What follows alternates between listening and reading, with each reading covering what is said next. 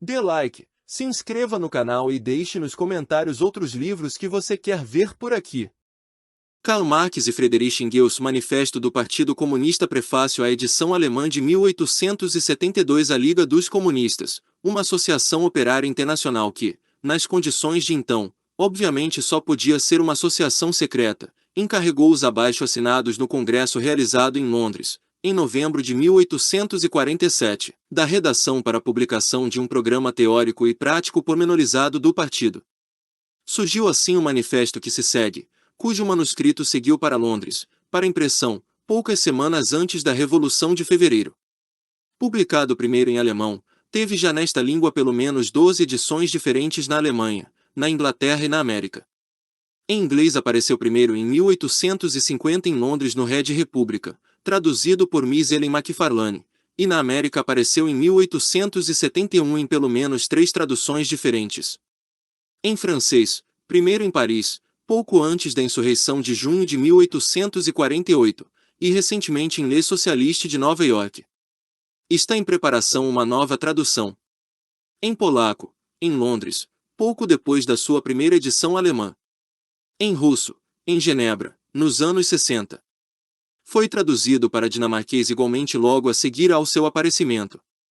Embora as condições muito se tenham alterado nos últimos 25 anos, os princípios gerais desenvolvidos neste manifesto conservam, grosso modo, ainda hoje a sua plena correção. Aqui e além seria de melhorar um pormenor ou outro. A aplicação prática destes princípios, o próprio manifesto declara, dependerá sempre e em toda parte das circunstâncias historicamente existentes, e por isso não se atribui de modo nenhum qualquer peso particular às medidas revolucionárias propostas no fim da seção segunda. Este passo teria sido hoje, em muitos aspectos, redigido de modo diferente. Face ao imenso desenvolvimento da grande indústria nos últimos 25 anos e, com ele, ao progresso da organização do partido da classe operária, fez-se as experiências práticas, primeiro da Revolução de Fevereiro, e muito mais ainda da Comuna de Paris, na qual pela primeira vez o proletariado deteve o poder político durante 2 meses. Este programa está hoje, num passo ou noutro, antiquado. A Comuna, nomeadamente, forneceu a prova de que a classe operária não pode simplesmente tomar posse da máquina de Estado que encontra montada e pô-la em movimento para os seus objetivos próprios.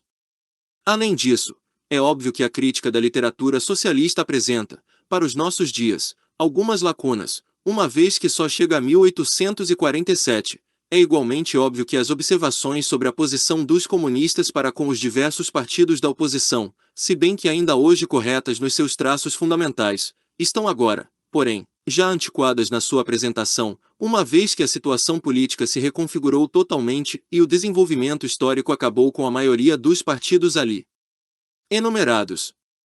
Entretanto, o manifesto é um documento histórico, que já não nos arrogamos o direito de alterar.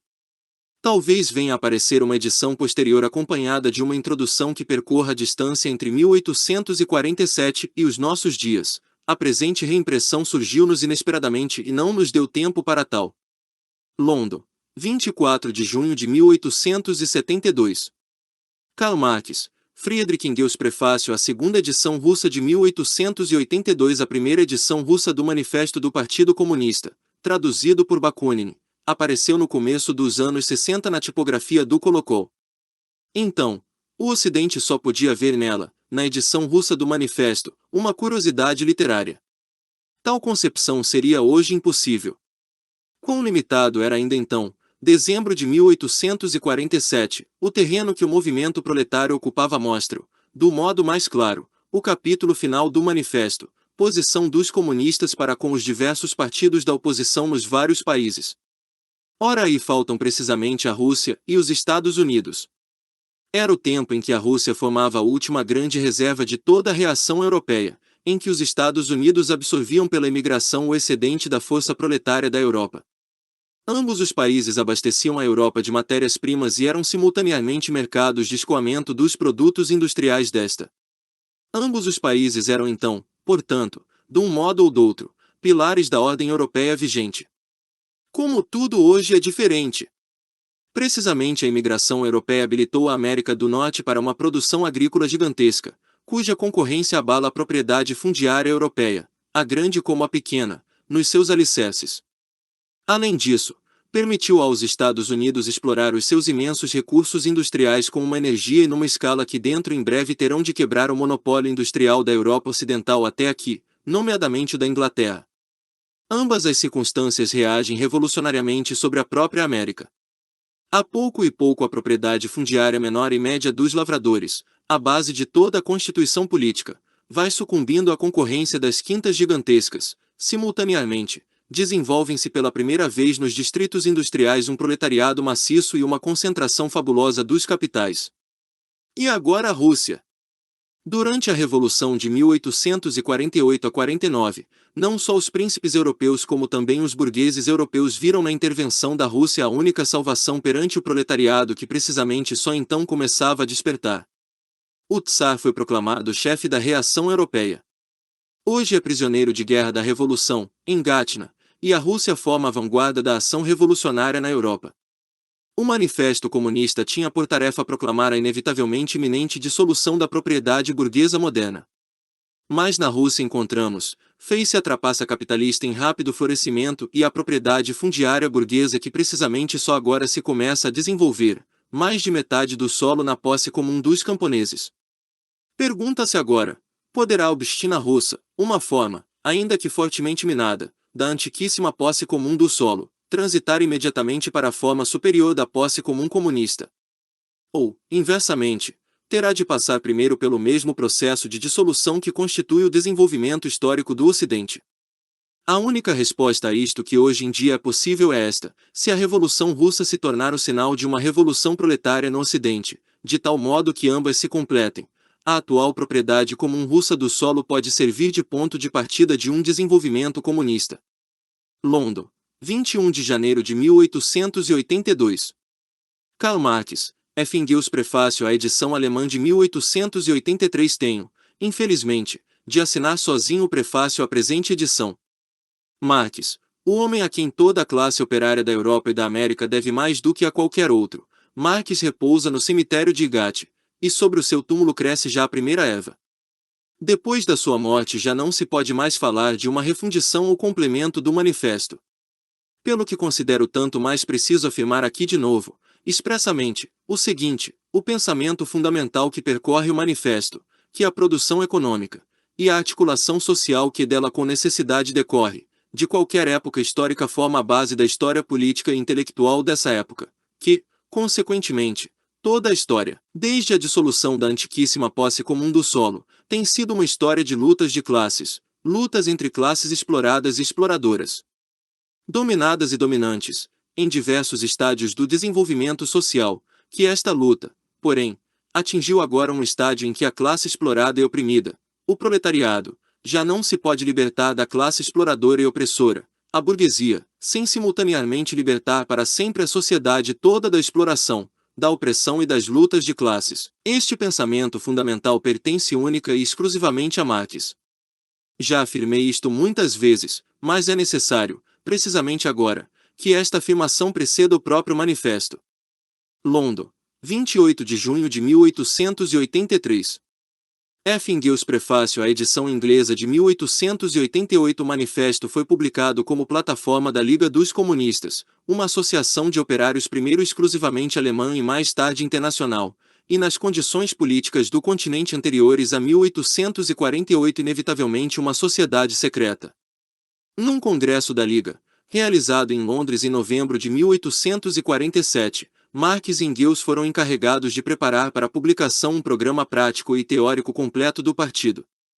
Redigido em alemão, em janeiro de 1848, o manuscrito foi enviado para o impressor em Londres umas semanas antes da Revolução Francesa de 24 de fevereiro. Uma tradução francesa saiu em Paris pouco antes da insurreição de junho de 1848.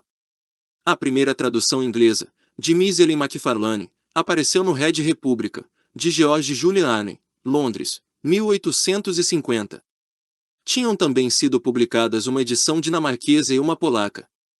A derrota da insurreição parisiense de junho de 1848, a primeira grande batalha entre proletariado e burguesia, empurrou de novo para plano recuado, durante algum tempo, as aspirações políticas e sociais da classe operária europeia. A partir daí a luta pela supremacia voltou a travar-se, como antes da Revolução de Fevereiro, apenas entre sectores diferentes da classe possidente. A classe operária ficou reduzida a um combate pelo espaço de manobra político, e à posição de ala extrema dos radicais da classe média. Onde quer que continuem a dar sinais de vida, os movimentos proletários independentes eram implacavelmente perseguidos e esmagados. Foi assim que a polícia prussiana conseguiu descobrir o Comitê Central da Liga dos Comunistas, então sediado em Colônia. Os seus membros foram detidos e, depois de 18 meses de prisão, foram a tribunal em outubro de 1852. Este celebrado julgamento dos comunistas de Colônia durou de 4 de outubro até 12 de novembro. 7 dos prisioneiros foram condenados a penas de cadeia numa fortaleza que variaram entre os 3 e os 6 anos. Imediatamente após a condenação, a Liga foi formalmente dissolvida pelos membros restantes. Quanto ao manifesto, parecia desde então condenado ao esquecimento. Quando a classe operária europeia recuperou a força suficiente para um novo ataque às classes dominantes, surgiu a Associação Internacional dos Trabalhadores. Mas esta associação, formada com o objetivo expresso de fundir num só corpo todo o proletariado militante da Europa e da América, não pôde proclamar logo os princípios formulados no manifesto. A Internacional foi obrigada a ter um programa suficientemente amplo para ser aceitável pelas trades uniões inglesas, pelos seguidores de Proudhon na França, na Bélgica, na Itália e na Espanha, e pelos lassalianos na Alemanha. Marx, que redigiu este programa a contento de todos, confiava inteiramente no desenvolvimento intelectual da classe operária, que seguramente resultaria da ação combinada e da discussão mútua. Os próprios acontecimentos e vicissitudes da luta contra o capital, e as derrotas ainda mais do que as vitórias, não podiam deixar de convencer os homens da insuficiência das suas várias panaceias favoritas e de preparar o caminho para uma inteligência mais completa das verdadeiras condições de emancipação da classe operária. E Marx tinha razão. A Internacional deixou os operários, ao dissolver-se em 1874, homens muito diferentes do que os tinha encontrado em 1864. O proudonismo na França e o lassalianismo na Alemanha estavam a morrer, e mesmo as trades uniões inglesas, conservadoras, embora a maior parte delas tivesse desde a vez muito cortado a sua ligação com a Internacional, iam avançando gradualmente para o ponto em que foi possível o seu presidente dizer o ano passado, em Swansea, em nome deles, que o socialismo continental deixou de nos meter medo. De fato, os princípios do manifesto tinham operado um progresso considerável entre os operários de todos os países. E deste modo o próprio manifesto voltou à frente de batalha. O texto alemão tinha sido reimpresso várias vezes na Suíça, na Inglaterra e na América, desde 1850. Em 1872 foi traduzido para inglês em Nova York, onde foi publicado no Voodoo and Claflin's Weekly. Desta versão inglesa foi feita uma francesa em Les Socialistes de Nova York. De então para cá saíram na América pelo menos mais 2 traduções inglesas, mais ou menos mutiladas, e uma delas foi reimpressa em Inglaterra.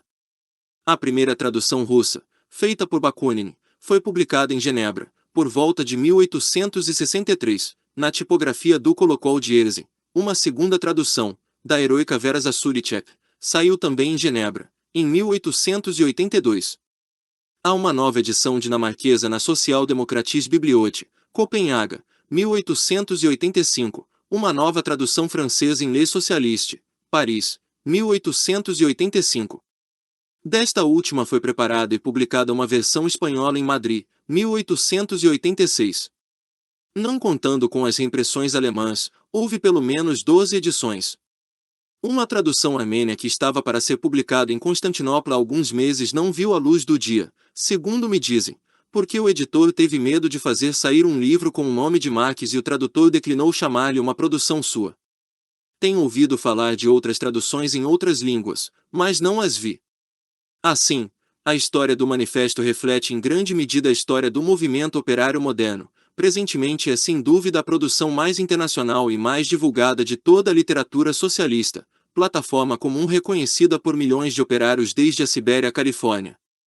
Contudo, quando foi escrito não lhe podíamos ter chamado um manifesto socialista.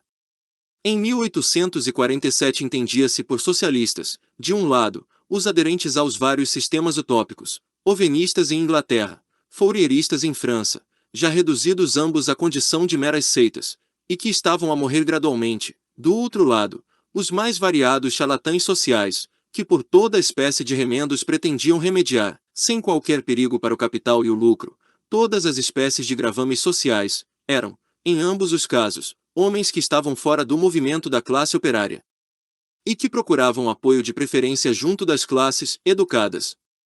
Todo e qualquer setor da classe operária que se tivesse convencido da insuficiência de meras revoluções políticas e tivesse proclamado a necessidade de uma mudança social total, esse setor chamava-se a si próprio comunista. Era um tipo de comunismo puramente instintivo, tosco, cru, mas já punha o dedo na chaga e teve a força bastante entre a classe operária para produzir em França o comunismo utópico de Cabet, e na Alemanha o de Veytlin. Assim, em 1847, o socialismo era um movimento da classe média, e o comunismo um movimento da classe operária. O socialismo era, pelo menos no continente, respeitável, o comunismo era precisamente o oposto. E como a ideia que tínhamos desde o princípio era de que a emancipação da classe operária tem de ser obra da própria classe operária, não podia haver dúvidas sobre qual dos dois nomes tínhamos de adotar. E o que é mais, estamos, e sempre estivemos, longe de repudiá-lo. Embora o manifesto seja nossa produção conjunta, considero-me obrigado a declarar que a proposição fundamental que forma o seu núcleo pertence a Marx. Essa proposição é que, em qualquer época histórica, o modo predominante da produção econômica e da troca, e a organização social que dele necessariamente decorre, formam a base sobre a qual se constrói, e só a partir da qual pode ser explicada, a história intelectual e política dessa época, que, consequentemente, toda a história da humanidade, desde a dissolução da sociedade tribal primitiva, detendo a terra em posse comum, tem sido uma história de lutas de classes, de conflitos entre classes exploradoras e exploradas, entre classes dominantes e oprimidas, que a história destas lutas de classes forma uma série de evoluções na qual se alcançou hoje um estágio em que a classe oprimida e explorada, o proletariado, não pode atingir a sua emancipação do jugo da classe dominante e exploradora, a burguesia, sem emancipar, ao mesmo tempo e de uma vez por todas, toda a sociedade de qualquer exploração e opressão, de quaisquer distinções de classes e lutas de classes. Já alguns anos antes de 1845 estávamos ambos a aproximar-nos gradualmente desta proposição que, em minha opinião, está destinada a fazer pela história o que a teoria de Darwin fez pela biologia. Até que ponto eu tinha progredido independentemente em direção a ela é a minha situação da classe operária em Inglaterra que melhor o mostra. Mas quando voltei a encontrar Marx, em Bruxelas, na primavera de 1845, já ele a tinha formulada e apresentou-ma em termos quase tão claros como aqueles em que aqui a expus. Do nosso prefácio comum à edição alemã de 1872 cito o seguinte: a presente tradução é do Sr. Samuel Moore, o tradutor da maior parte do Capital, de Marx, revimo-lo em comum, e eu acrescentei algumas notas explicativas de alusões históricas. London, 30 de janeiro de 1888. Frederick Engels. Prefácio à edição alemã de 1890. Desde que o acabado de mencionar foi escrito, voltou a ser precisa uma nova edição alemã do manifesto, e passaram-se também muitas coisas com o manifesto que há que referir aqui. Uma segunda tradução russa, de Vera Zasulicek, apareceu em 1882, em Genebra. O prefácio para ela foi redigido por Marx e por mim. Infelizmente, perdi o manuscrito original alemão, tenho, portanto, que retraduzir do russo, com o que o trabalho não ganha nada. Diz assim: a primeira edição russa do Manifesto do Partido Comunista, em tradução de Bakunin, apareceu no começo dos anos 60 na tipografia do Kolokol. Naquela altura, uma edição russa deste escrito tinha, para o Ocidente, quando muito, o significado de uma curiosidade literária. Hoje, semelhante concepção não é mais possível. Como era limitado o âmbito que o habitat do movimento proletário tinha ao tempo da primeira publicação do Manifesto, janeiro de 1848, mostra da melhor maneira o seu último capítulo, posição dos comunistas para com os diversos partidos oposicionistas. Faltam aí, antes de tudo, a Rússia e os Estados Unidos. Era o tempo em que a Rússia formava a última grande reserva da reação europeia e em que a imigração para os Estados Unidos absorvia as forças excedentárias do proletariado europeu. Ambos os países abasteciam a Europa de matérias-primas e serviam, simultaneamente, de mercados de escoamento para os seus produtos industriais. Ambos apareciam, portanto, desta ou daquela maneira, como suportes da ordem social europeia. Hoje, como tudo isso mudou? Precisamente a imigração europeia possibilitou o desenvolvimento colossal da agricultura norte-americana, o qual, pela concorrência, abalou nos seus alicerces tanto a grande como a pequena propriedade fundiária na Europa. Deu simultaneamente aos Estados Unidos a possibilidade de encetar a exploração dos seus abundantes recursos industriais. De certo, com tanta energia, e em tal escala, que, num curto espaço de tempo, isso teve que pôr fim ao monopólio industrial do Ocidente europeu. E estas duas circunstâncias reagiram também sobre a América numa direção revolucionária. A propriedade fundiária pequena e média do lavrador que trabalha para si, a base de toda a ordem política da América, sofreu cada vez mais a concorrência dos lavradores gigantes, enquanto, simultaneamente, se formava pela primeira vez, nos distritos industriais, um proletariado numeroso, a par de uma fabulosa concentração dos capitais. Passemos à Rússia. Ao tempo da Revolução de 1848 a 49, não só os monarcas europeus mas também os burgueses europeus viam na intervenção russa a única salvação perante o proletariado que só então se começava a perceber das suas forças. Proclamaram o Tsar chefe da reação europeia. Hoje, ele fica sentado em Gatna como prisioneiro de guerra da Revolução, e a Rússia forma a vanguarda do movimento revolucionário da Europa. A tarefa do Manifesto Comunista era a proclamação do declínio inevitavelmente iminente da propriedade burguesa odierna. Na Rússia, porém, nós encontramos, a par da ordem capitalista que se desenvolve com uma pressa febril e da propriedade fundiária burguesa que só agora se começa a formar, mais de metade do solo na propriedade comum dos camponeses. Pergunta-se, então, pode a comuna de camponeses russa, essa forma, sem dúvida, já muito desagregada da originária propriedade comum do solo, transitar imediatamente para uma forma comunista superior da propriedade fundiária, ou tem ela, antes, que passar pelo mesmo processo de dissolução que no desenvolvimento histórico do Ocidente se exibe? A única resposta hoje possível para esta pergunta é a seguinte: se a Revolução Russa se tornar o sinal para uma revolução operária no Ocidente, de tal modo que ambas se completem, então, a propriedade comum russo-odierna pode servir de ponto de partida para um desenvolvimento comunista. Londres, 21 de janeiro de 1882. Uma nova tradução polaca apareceu, por esse tempo, em Genebra, Manifeste Kommunistisme. Mais tarde, apareceu uma nova tradução dinamarquesa na Socialdemokratiske Bibliotek, Benhav, 1885. Infelizmente, ela não é inteiramente completa, algumas passagens essenciais que parecem ter levantado dificuldades ao tradutor foram omitidas e, de resto, observam-se também, aqui e ali, vestígios de falta de cuidado que sobressaem tanto mais desagradavelmente quando se examina o trabalho quanto é certo que o tradutor, com um pouco mais de esmero, poderia ter realizado algo de excelente. Em 1886, apareceu uma nova tradução francesa em Le Socialiste, de Paris, é a melhor aparecida até aqui. A partir dela, foi, no mesmo ano, publicada uma versão espanhola, primeiro, em Eu Socialista de Madrid, depois, como brochura, Manifiesto do Partido Comunista por Carlos Marques YF Engels, Madrid, Administração de Eu Socialista, Hernán Cortés. Como curiosidade, refiro ainda que, em 1887, foi oferecido a um editor de Constantinopla o manuscrito de uma tradução armênia. O bom do homem não teve contudo a coragem de publicar qualquer coisa que tinha à frente o nome de Marques e achou que seria melhor que o tradutor se declarasse ele próprio como autor, o que ele no entanto recusou. Depois de ora uma hora outra das traduções americanas, mais ou menos incorretas, terem sido várias vezes reimpressas em Inglaterra, apareceu finalmente uma tradução autêntica no ano de 1888. É do meu amigo Samuel Moore, e foi mais uma vez revista por nós os dois em conjunto, antes da impressão. O título é Manifesto of the Communist Party, by Karl Marx and Frederick Engels. Authorized English Translation, edited and annotated by Frederick Engels, 1888, London, William Reeves, 185 Fleet Center IC. Retomei algumas das notas desta edição na presente edição. O manifesto tem tido uma carreira própria. Saudado entusiasticamente no momento do seu aparecimento pela vanguarda, então ainda pouco numerosa, do socialismo científico, como provam as traduções referidas no primeiro prefácio, foi em breve empurrado para segundo plano pela reação iniciada com a derrota dos operários de Paris em junho de 1848, e, por fim, declarado proscrito e banido, segundo a lei, pela condenação dos comunistas de Colônia, em novembro de 1852. Com o desaparecimento da cena pública do movimento operário que datava da Revolução de Fevereiro, passou também o manifesto para segundo plano.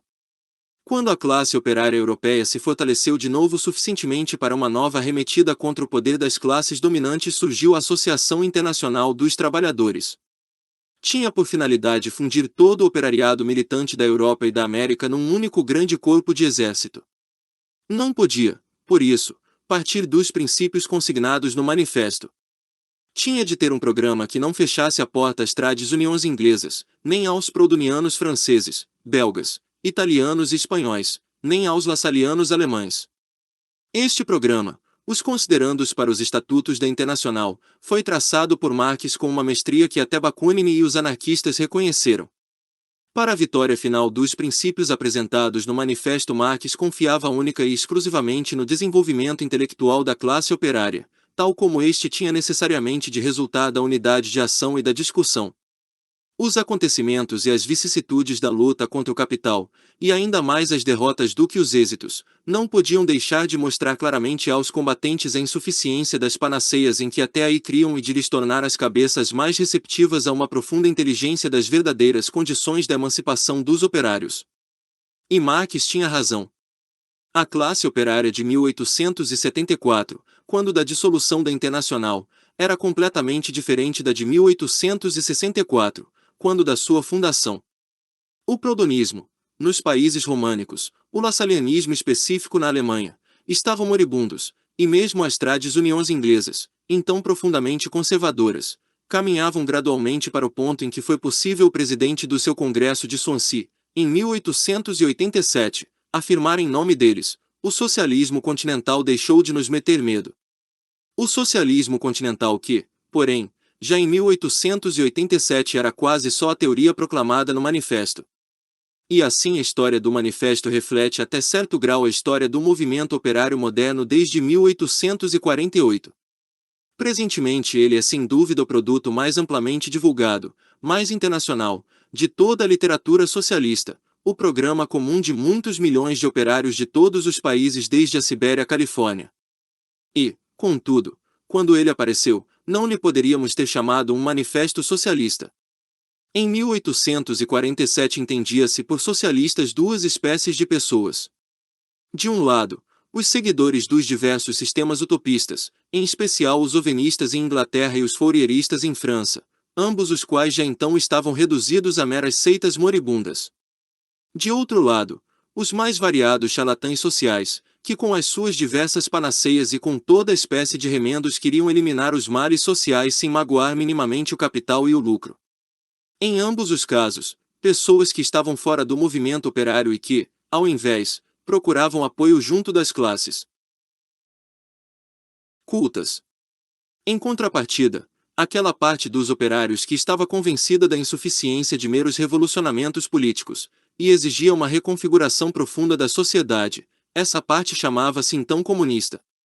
Era apenas um comunismo apenas mal desbastado, apenas instintivo, por vezes algo grosseiro, mas era suficientemente poderoso para engendrar dois sistemas do comunismo utópico, em França, Icário de Cabeta, na Alemanha o de Weitring. Em 1847, socialismo significava um movimento burguês, comunismo um movimento operário. O socialismo, pelo menos no continente, era apresentável, o comunismo era precisamente o contrário. E como já nessa altura éramos muito decididamente da opinião de que a emancipação dos operários tem de ser obra da própria classe operária, nem por um instante podíamos estar na dúvida sobre qual dos dois nomes escolher. E desde então nunca nos passou pela cabeça rejeitá-lo. Proletários de todos os países, univos! Só poucas vozes responderam quando gritamos ao mundo estas palavras, fazendo agora 42 anos, nas vésperas da primeira Revolução de Paris, na qual o proletariado avançou com reivindicações próprias. Mas a 28 de setembro de 1864 uniam-se proletários da maioria dos países da Europa Ocidental na Associação Internacional dos Trabalhadores, de gloriosa memória. É certo que a própria Internacional só viveu 9 anos. Mas que está ainda viva a eterna união dos proletários de todos os países por ela fundada, e mais pujante do que nunca. Disso não há melhor testemunho do que precisamente o dia de hoje.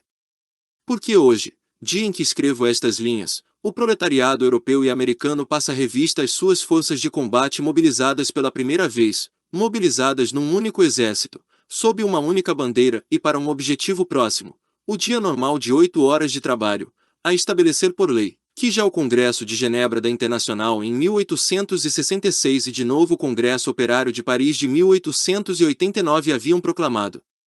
E o espetáculo do dia de hoje abrirá os olhos aos capitalistas e aos senhores fundiários de todos os países para que hoje os proletários de todos os países estão de fato unidos. Pudesse Marx estar ainda ao meu lado, para ver isto com os próprios olhos. London, 1 de maio de 1890. F. Engels. Prefácio à terceira edição polaca de 1892. O fato de se ter tornado necessária uma nova edição polaca do Manifesto Comunista dá ensejo a várias considerações. Primeiro, é digno de nota que o manifesto, recentemente, se tenha, em certa medida, tornado um barômetro do desenvolvimento da grande indústria no continente europeu. Na medida em que se expande num país a grande indústria, cresce também na mesma medida entre os operários desse país a ânsia de esclarecimento sobre a sua posição como classe operária face às classes possidentes, alarga-se entre eles o movimento socialista e aumenta a procura do manifesto. De modo que não só o estado do movimento operário, mas também o grau de desenvolvimento da grande indústria, se podem medir com bastante exatidão em todos os países pelo número de exemplares do manifesto que circulam na língua de cada país. Assim, a nova edição polaca indica um progresso decidido da indústria polaca. E que este progresso teve lugar na realidade, desde a última edição publicada há 10 anos, disso não pode haver dúvidas. A Polônia russa, a Polônia do Congresso de Viena, tornou-se o grande distrito industrial do Império Russo. Ao passo que a grande indústria russa está esporadicamente dispersa, uma parte junto do Golfo da Finlândia, outra parte no centro, uma terceira nas costas do Mar Negro e do Mar de Azov, e outras ainda repartidas por outras zonas, a polaca está concentrada num espaço relativamente pequeno e desfruta das vantagens e das desvantagens resultantes desta concentração. As vantagens reconheceram-nas os fabricantes russos seus concorrentes, quando reclamaram proteção alfandegária contra a Polônia, apesar do seu ardente desejo de transformar os polacos em russos. As desvantagens, para os fabricantes polacos e para o governo russo, revelam-se na rápida difusão de ideias socialistas entre os operários polacos e na crescente procura do manifesto. Mas o rápido desenvolvimento da indústria polaca, que deixa para trás a russa, é pelo seu lado uma nova prova de vitalidade inesgotável do povo polaco e uma nova garantia da sua iminente restauração nacional. A restauração de uma Polônia forte e independente, porém, é uma causa que não diz respeito só aos polacos, diz-nos respeito a todos. Uma colaboração internacional sincera das nações europeias só é possível se cada uma destas nações for, em sua casa, perfeitamente autônoma.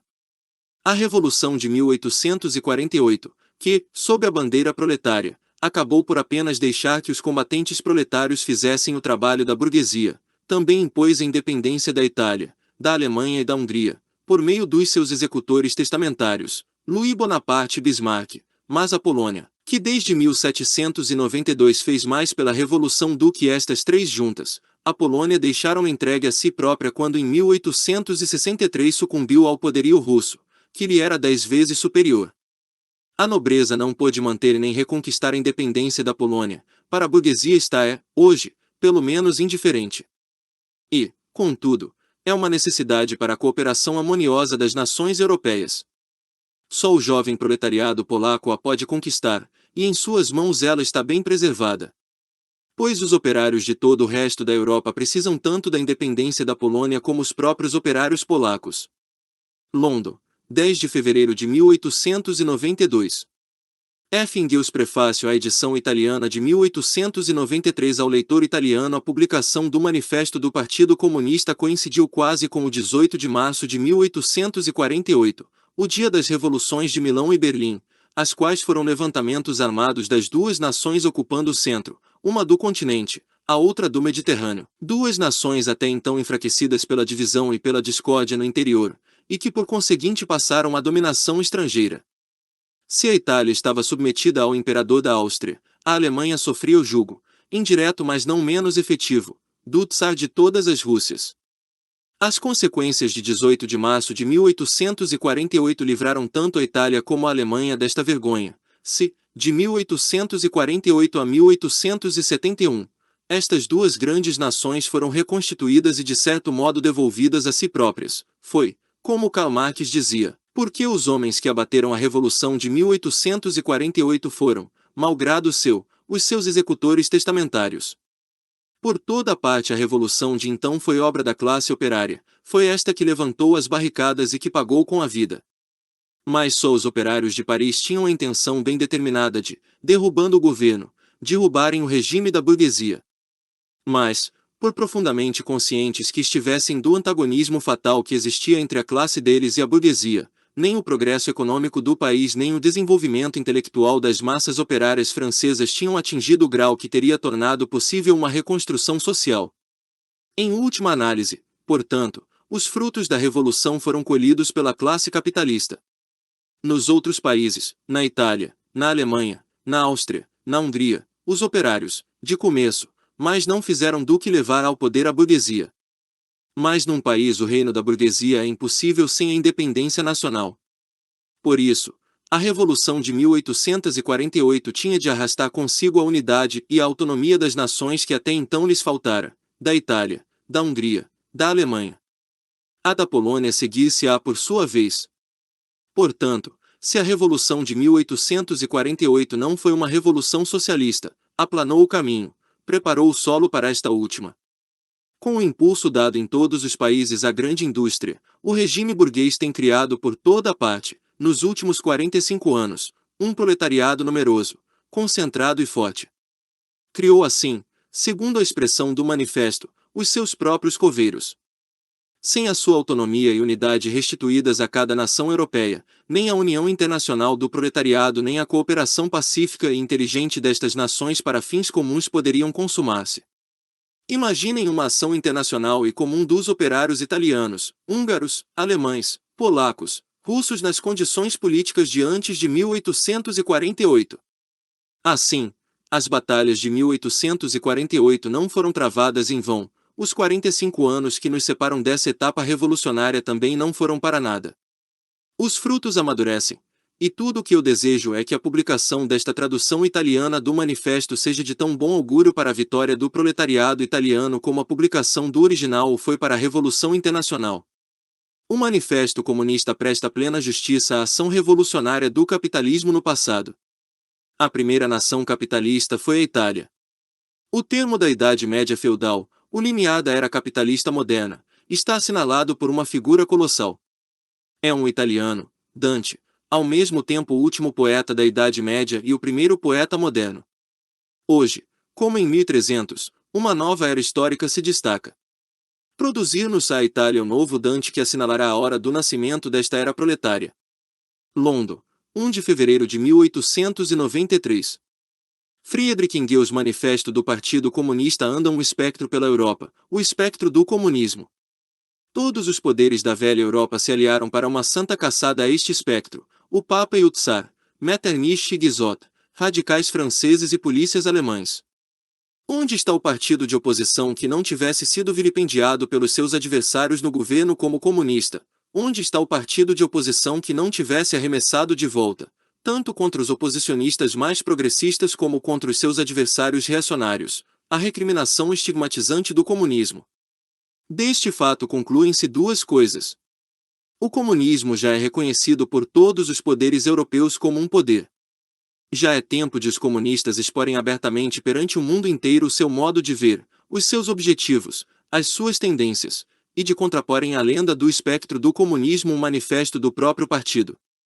Com este objetivo reuniram-se em Londres comunistas das mais diversas nacionalidades e delinearam o manifesto seguinte, que é publicado em inglês, francês, alemão, italiano, flamengo e dinamarquês.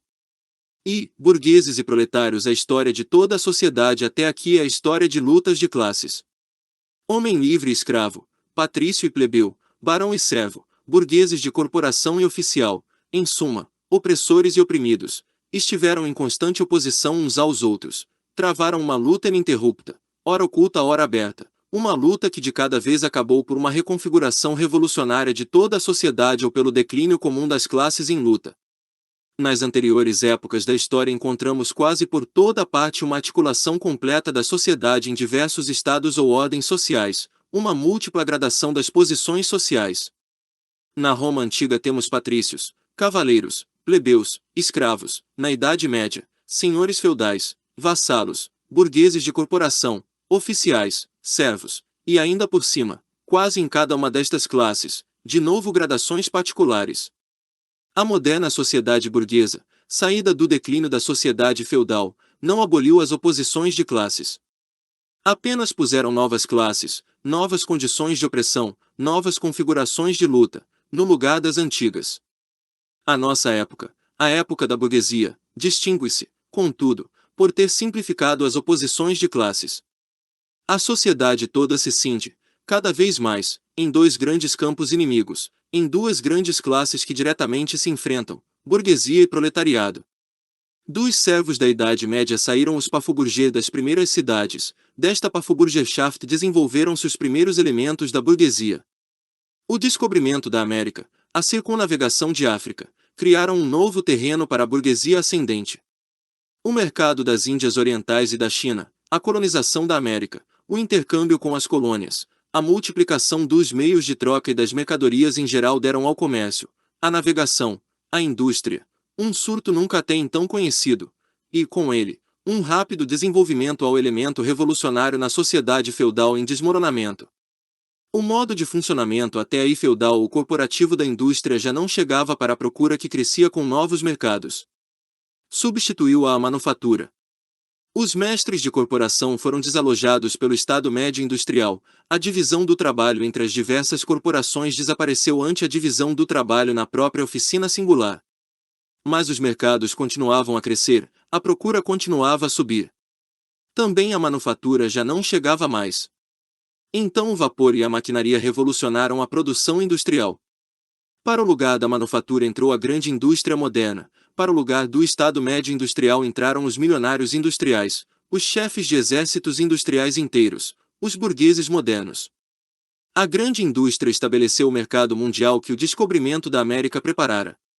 O mercado mundial deu ao comércio, à navegação, às comunicações por terra, um desenvolvimento imensurável. Este, por sua vez, reagiu sobre a extensão da indústria, e na mesma medida em que a indústria, o comércio, a navegação, os caminhos de ferro se estenderam, desenvolveu-se a burguesia, multiplicou os seus capitais, empurrou todas as classes transmitidas da Idade Média para segundo plano. Vemos, pois, como a burguesia moderna é ela própria o produto de um longo curso de desenvolvimento, de uma série de revolucionamentos no modo de produção e de intercâmbio. Cada um destes estádios de desenvolvimento da burguesia foi acompanhado de um correspondente progresso político. Estado ou ordem social oprimido sob a dominação dos senhores feudais, associação amada e auto-administrada na comuna, aqui cidade-república independente, além do terceiro estado na monarquia sujeito a impostos, depois ao tempo da manufatura contrapeso contra a nobreza na monarquia de estados ou ordens sociais ou na absoluta, base principal das grandes monarquias em geral. Ela conquistou por fim, desde o estabelecimento da grande indústria e do mercado mundial, a dominação política exclusiva no moderno Estado representativo. O moderno poder de Estado é apenas uma comissão que administra os negócios comunitários de toda a classe burguesa. A burguesia desempenhou na história um papel altamente revolucionário. A burguesia, lá onde chegou a dominação, destruiu todas as relações feudais, patriarcais, idílicas. Rasgou sem misericórdia todos os variegados laços feudais que prendiam o homem aos seus superiores naturais e não deixou outro laço entre homem e homem que não o do interesse nu, o do insensível, pagamento a pronto. Afogou o frêmito sagrado da exaltação pia, do entusiasmo cavalheiresco, da melancolia pequeno-burguesa, na água gelada do cálculo egoísta. Resolveu a dignidade pessoal no valor de troca, e no lugar das inúmeras liberdades bem adquiridas e certificadas pôs a liberdade única, sem escrúpulos, de comércio. Numa palavra, no lugar da exploração encoberta com ilusões políticas e religiosas, pôs a exploração seca, direta, despudorada, aberta. A burguesia despiu da sua aparência sagrada todas as atividades até aqui veneráveis e consideradas com pia reverência. Transformou o médico, o jurista, o padre, o poeta, o homem de ciência em trabalhadores assalariados pagos por ela. A burguesia arrancou à relação familiar o seu comovente véu sentimental e reduziu-a a uma pura relação de dinheiro. A burguesia pôs a descoberto como a brutal exteriorização de força, que a reação tanto admira na Idade Média, tinha na mais indolente mandrice o seu complemento adequado. Foi ela quem primeiro demonstrou o que a atividade dos homens pode conseguir. Realizou maravilhas completamente diferentes das pirâmides egípcias, dos aquedutos romanos e das catedrais góticas. Levou a cabo expedições completamente diferentes das antigas migrações de povos e das cruzadas.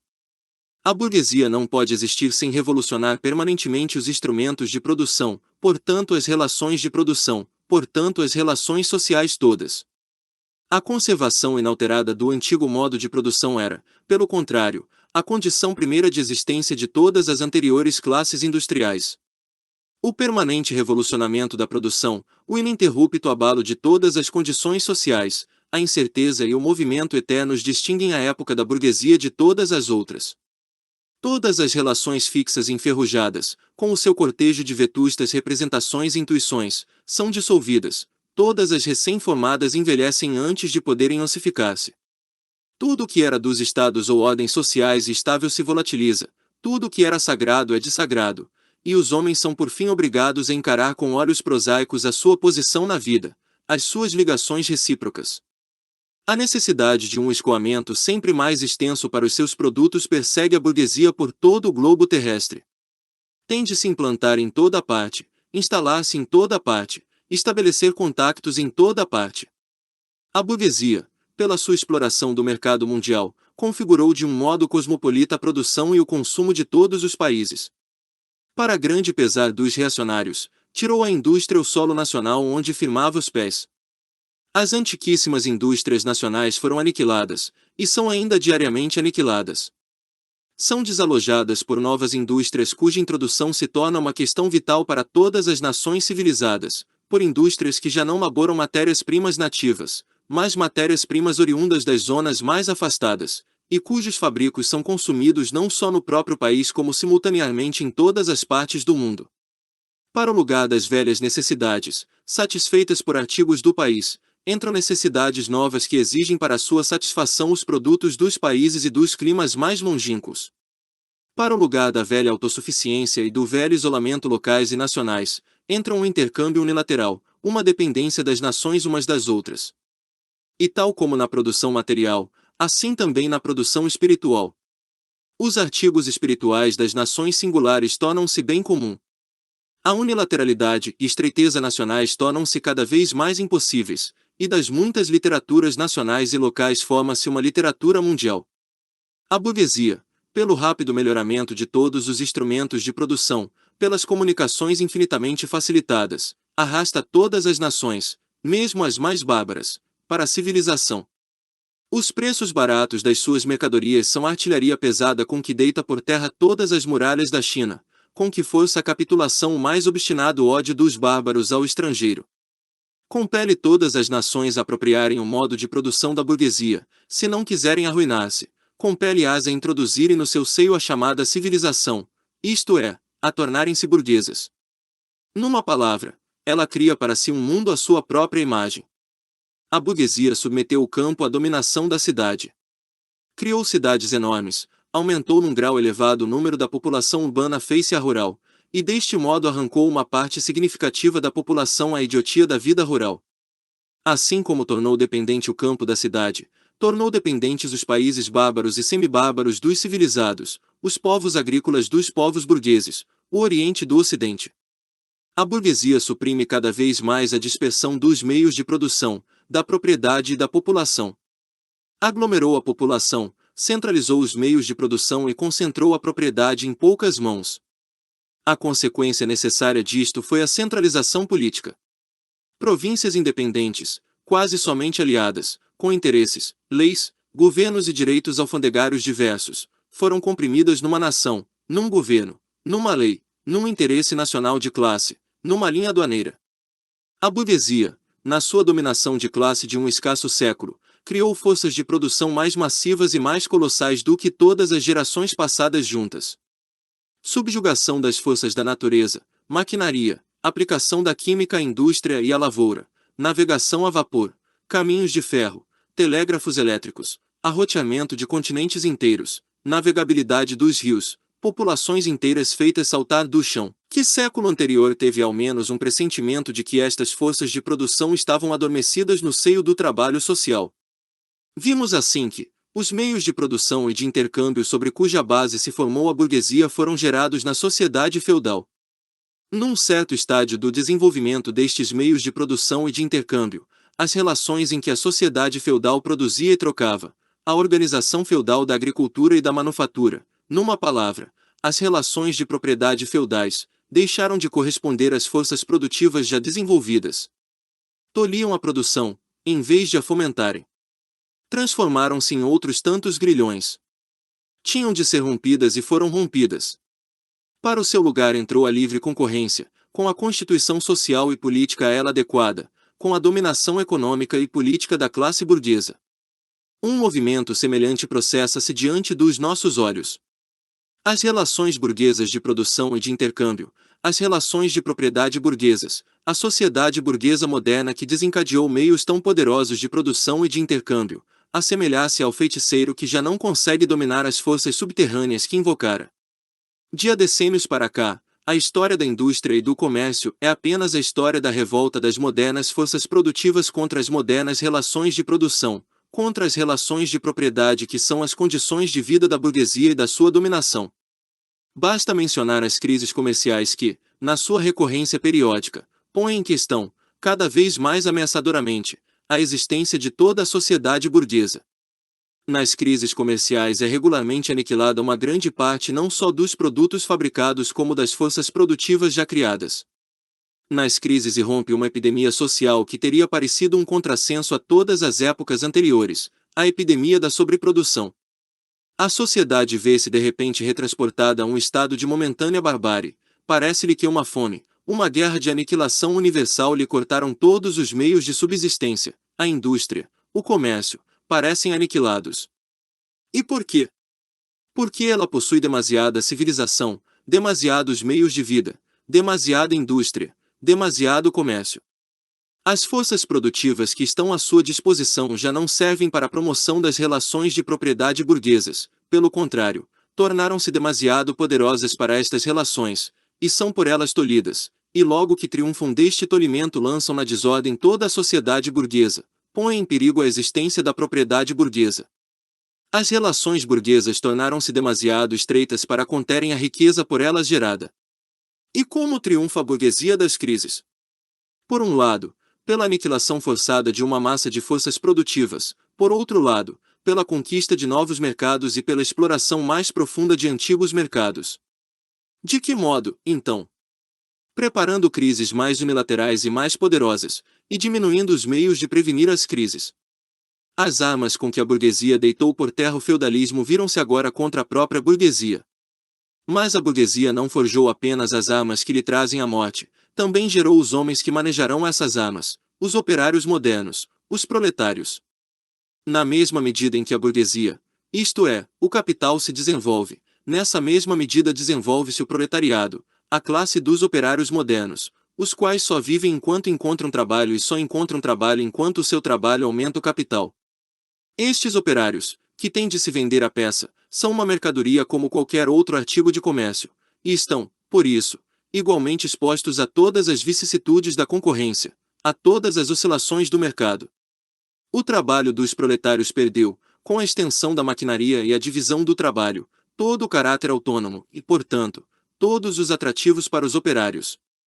Ele torna-se um mero acessório da máquina ao qual se exige apenas o manejo mais simples, mais monótono, mais fácil de aprender. Os custos que o operário ocasiona reduzem-se por isso quase só aos meios de vida de que carece para o seu sustento e para a reprodução da sua raça. O preço de uma mercadoria, portanto também do trabalho é, porém, igual aos seus custos de produção. Na mesma medida em que cresce a repugnância causada pelo trabalho decresce portanto o salário.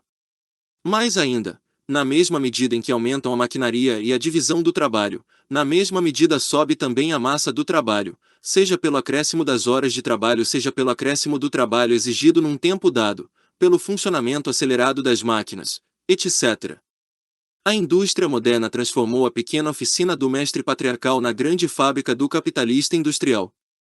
Massas de operários, comprimidos na fábrica, são organizadas como soldados.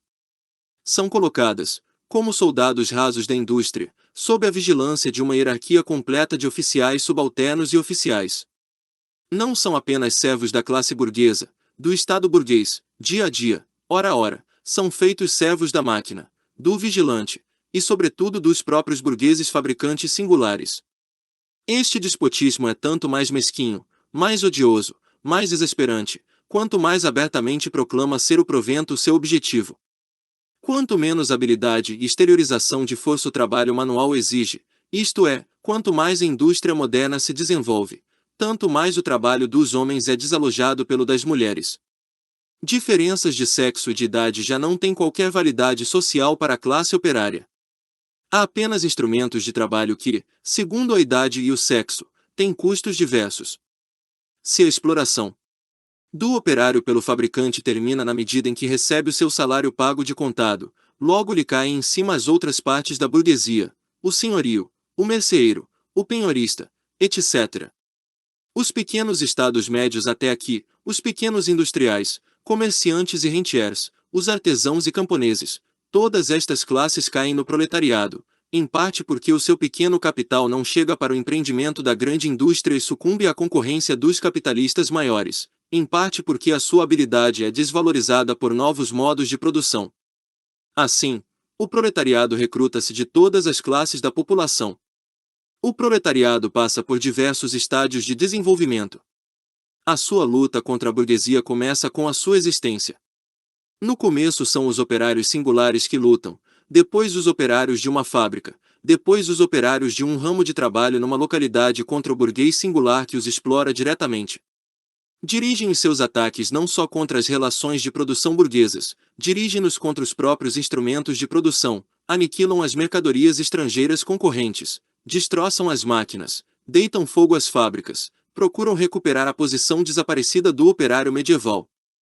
Neste estádio os operários formam uma massa dispersa por todo o país e dividida pela concorrência.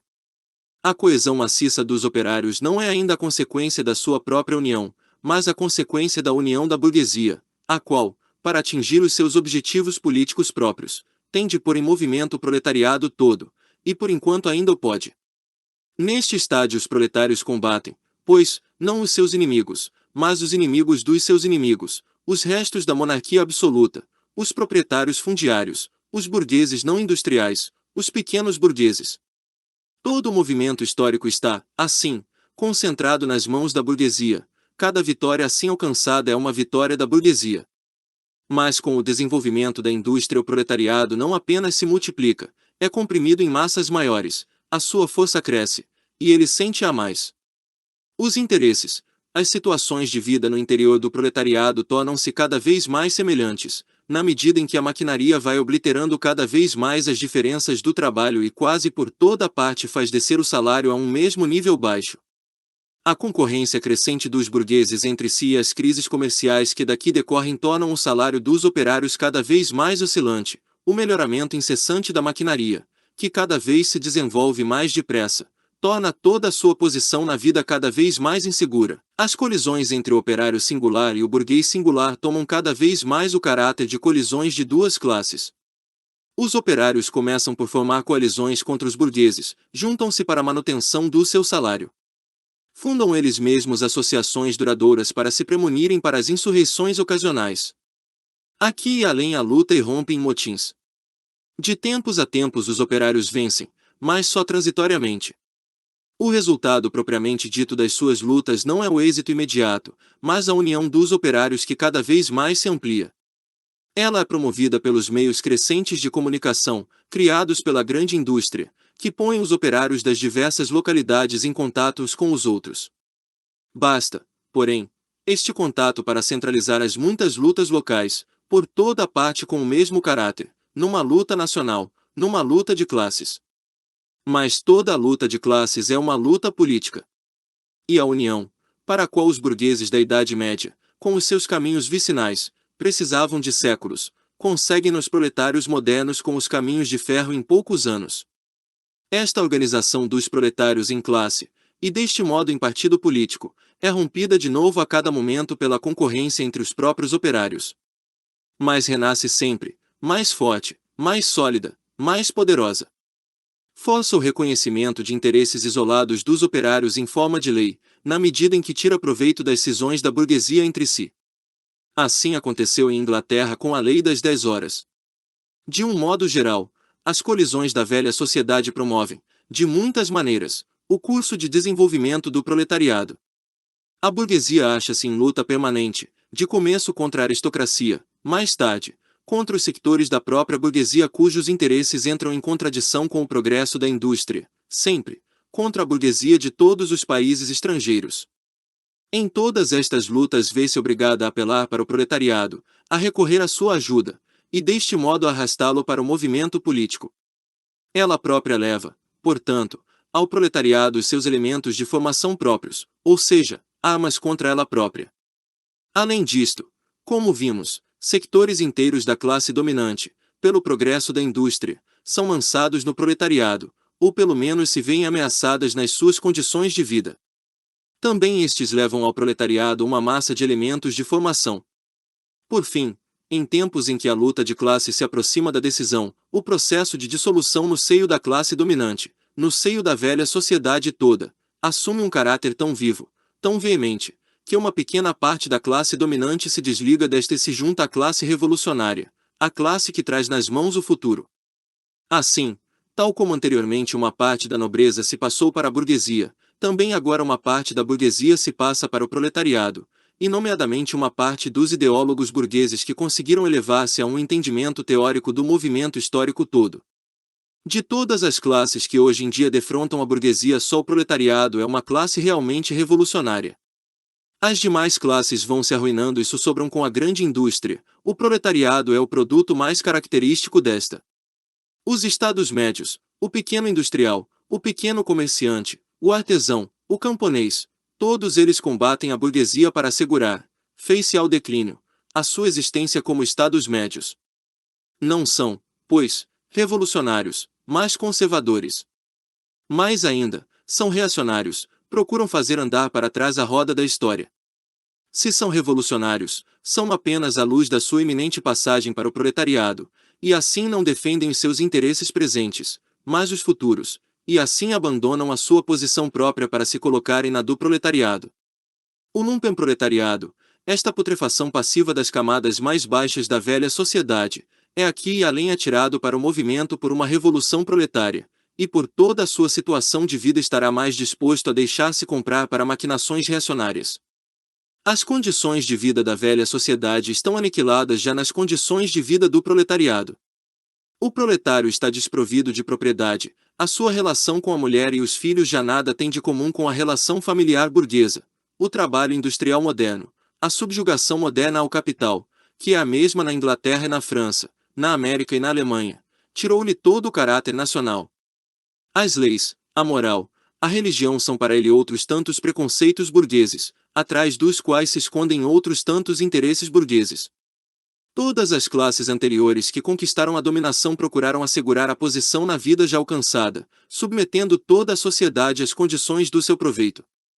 Os proletários só podem conquistar as forças produtivas sociais abolindo seu próprio modo de apropriação até aqui e com ele todo o modo de apropriação até aqui. Os proletários nada têm de seu assegurar, têm sim de destruir todas as seguranças privadas e asseguramentos privados. Todos os movimentos até aqui foram movimentos de minorias ou no interesse de minorias. O movimento proletário é um movimento autônomo da maioria imensa no interesse da maioria imensa. O proletariado, a camada mais baixa da sociedade atual, não pode elevar-se, não pode endireitar-se, sem fazer ir pelos ares toda a superestrutura das camadas que formam a sociedade oficial. Pela forma, embora não pelo conteúdo, a luta do proletariado contra a burguesia começa por ser uma luta nacional. O proletariado de cada um dos países tem naturalmente de começar por resolver os problemas com a sua própria burguesia. Ao traçarmos as fases mais gerais do desenvolvimento do proletariado, seguimos de perto a guerra civil mais ou menos oculta no seio da sociedade existente até ao ponto em que rebenta numa revolução aberta e o proletariado, pelo derrube violento da burguesia, funda a sua dominação. Toda a sociedade até aqui repousava, como vimos, na oposição de classes opressoras e oprimidas. Mas para se poder oprimir uma classe, tem de lhe ser asseguradas condições em que possa pelo menos ir arrastando a sua existência servil. O servo conseguiu chegar, na servidão, a membro da comuna, tal como o pequeno burguês a burguês sob o jugo do absolutismo feudal. Pelo contrário, o operário moderno, em vez de se elevar com o progresso da indústria, afunda-se cada vez mais abaixo das condições da sua própria classe. O operário torna-se no indigente e o pauperismo desenvolve-se ainda mais depressa do que a população e a riqueza. Torna-se com isto evidente que a burguesia é incapaz de continuar a ser por muito mais tempo a classe dominante da sociedade e a impor à sociedade como lei reguladora as condições de vida da sua classe. Ela é incapaz de dominar porque é incapaz de assegurar ao seu escravo a própria existência no seio da escravidão, porque é obrigada a deixá-lo afundar-se numa situação em que tem de ser ela alimentá-lo, em vez de ser alimentada por ele. A sociedade não pode mais viver sob ela, ou seja, sob a dominação da burguesia. Isto é, a vida desta já não é compatível com a sociedade. A condição essencial para a existência e para a dominação da classe burguesa é a acumulação da riqueza nas mãos de privados, a formação e multiplicação do capital. A condição do capital é o trabalho assalariado. O trabalho assalariado repousa exclusivamente na concorrência entre os operários. O progresso da indústria, de que a burguesia é portadora, involuntária e sem resistência, coloca no lugar do isolamento dos operários pela concorrência a sua união revolucionária pela associação. Com o desenvolvimento da grande indústria é retirada debaixo dos pés da burguesia a própria base sobre que ela produz e se apropria dos produtos. Ela produz, antes do mais, o seu próprio coveiro. O seu declínio e a vitória do proletariado são igualmente inevitáveis. Segunda, proletários e comunistas. Em que relação se encontram os comunistas com os proletários em geral? Os comunistas não são nenhum partido particular face aos outros partidos operários. Não têm nenhum interesses separados dos interesses do proletariado todo. Não estabelecem nenhum princípios particulares segundo os quais queiram moldar o movimento proletário. Os comunistas diferenciam-se dos demais partidos proletários apenas pelo fato de que, por um lado, nas diversas lutas nacionais dos proletários eles acentuam e fazem valer os interesses comuns, independentes da nacionalidade, do proletariado todo, e pelo fato de que, por outro lado, nos diversos estádios de desenvolvimento por que a luta entre o proletariado e a burguesia passa, representam sempre o interesse do movimento total. Os comunistas são, pois, na prática, o setor mais decidido, sempre impulsionador, dos partidos operários de todos os países. Na teoria, eles têm, sobre a restante massa do proletariado, a vantagem da inteligência das condições, do curso e dos resultados gerais do movimento proletário. O objetivo mais próximo dos comunistas é o mesmo do que o de todos os restantes partidos proletários: formação do proletariado em classe, derrubamento da dominação da burguesia, conquista do poder político pelo proletariado. As proposições teóricas dos comunistas não repousam de modo nenhum em ideias, em princípios, que foram inventados ou descobertos por este ou por aquele melhorador do mundo. São apenas expressões gerais de relações efetivas de uma luta de classes que existe, de um movimento histórico que se processa diante dos nossos olhos. A abolição de relações de propriedade até aqui não é nada de peculiarmente característico do comunismo. Todas as relações de propriedade estiveram submetidas a uma constante mudança histórica, a uma constante transformação histórica. A Revolução Francesa, por exemplo, aboliu a propriedade feudal a favor da burguesa. O que distingue o comunismo não é a abolição da propriedade em geral, mas a abolição da propriedade burguesa. Mas a moderna propriedade privada burguesa é a expressão última e mais consumada da geração e apropriação dos produtos que repousam em oposições de classes, na exploração de umas pelas outras. Neste sentido, os comunistas podem condensar a sua teoria numa única expressão: supressão da propriedade privada. Tem-nos censurado, a nós, comunistas, de que quereríamos abolir a propriedade adquirida pessoalmente, fruto do trabalho próprio, a propriedade que formaria a base de toda a liberdade, atividade e autonomia pessoais. Propriedade fruto do trabalho, conseguida, ganha pelo próprio Falais da propriedade pequeno-burguesa, pequeno-camponesa, que precedeu a propriedade burguesa. Não precisamos de abolir, o desenvolvimento da indústria aboliu-a e abole-a diariamente. Ou falais da moderna propriedade privada burguesa. Mas será que o trabalho assalariado, o trabalho do proletário, lhe cria propriedade? De modo nenhum. Cria o capital, isto é, a propriedade que explora o trabalho assalariado, que só pode multiplicar-se na condição de gerar novo trabalho assalariado para de novo explorar. A propriedade, na sua figura odierna, move-se na oposição de capital e trabalho assalariado. Consideremos ambos os lados desta oposição. Ser capitalista significa ocupar na produção uma posição não só puramente pessoal, mas social. O capital é um produto comunitário e pode apenas ser posto em movimento por uma atividade comum de muitos membros, em última instância apenas pela atividade comum de todos os membros da sociedade. O capital não é, portanto, um poder pessoal, é um poder social. Se, portanto, o capital é transformado em propriedade comunitária, pertencente a todos os membros da sociedade, a propriedade pessoal não se transforma então em propriedade social.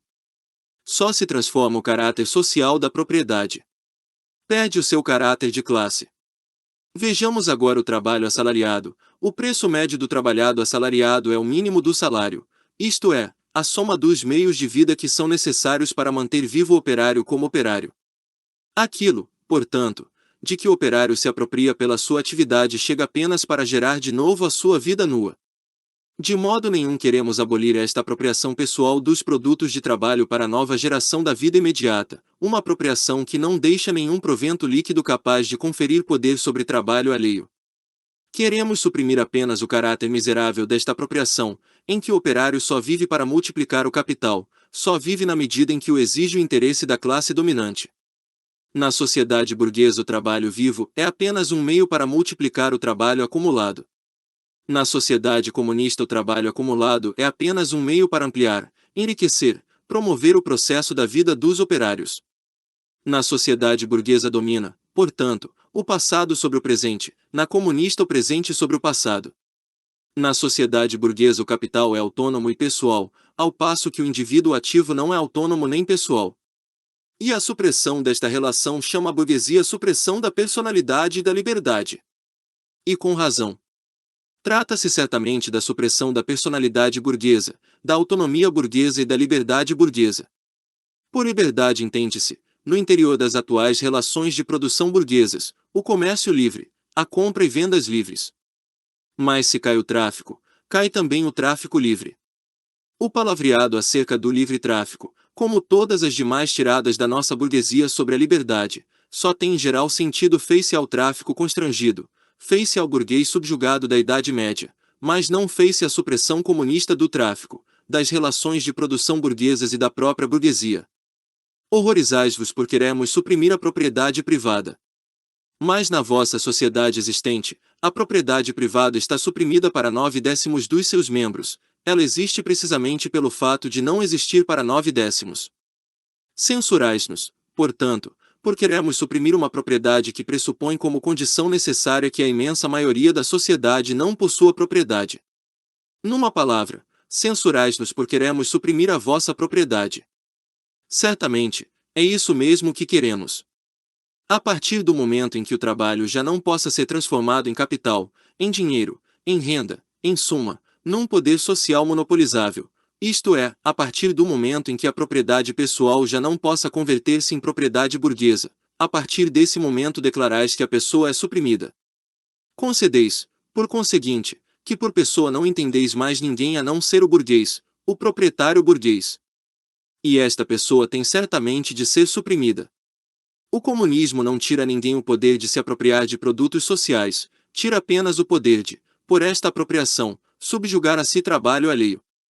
Tem-se objetado que com a supressão da propriedade privada cessaria toda a atividade e alastraria uma preguiça geral.